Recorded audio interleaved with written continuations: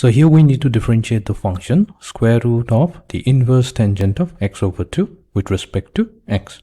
So we begin by rewriting the given expression as ddx of tangent inverse of x over 2 whole raised to the power of half.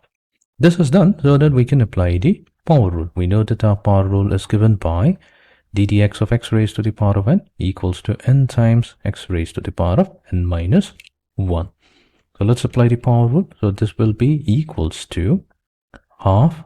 So our n value is half multiplied to tangent inverse of x over 2. So this entire inverse tangent function is considered as x. It's supposed to be behaving as x. So we have that raised to the power of half minus 1.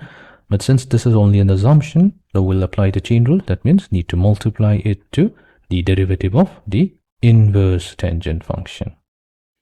Now we know that the derivative of the inverse tangent function, tangent inverse of x, that's simply 1 divided by 1 plus x squared.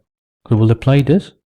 So we have half multiplied to tangent inverse of x over 2 whole raised to the power of, so we have half minus 1, so that will be negative half times. So this will become 1 over, so tangent inverse of x over 2, so that's 1 plus x squared. So our x here is x over 2 squared times, now we have to apply the chain rule to x over 2. So that means we multiply it to the derivative of x over 2. Right. Half.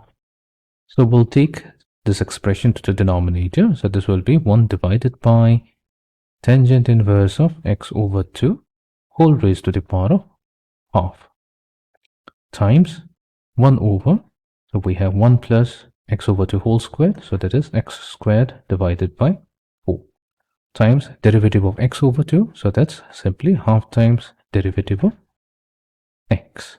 So this value, this will be going to 1. So this 2 and this 2 will get multiplied, so we have 1 over 4 times 1 divided by, so we have tangent inverse of x over 2 whole raised to the power of half square root of the inverse tangent of x over 2 times, so this expression, so we can multiply the numerator and denominator by 4, so we have 4 divided by 4 plus x squared, and this is 1. This 4 and this 4 gets cancelled out, so our final derivative will be simply, this will be equals to 1 divided by 4 plus x squared multiplied to square root of tangent inverse of x over 2. So this is the final answer.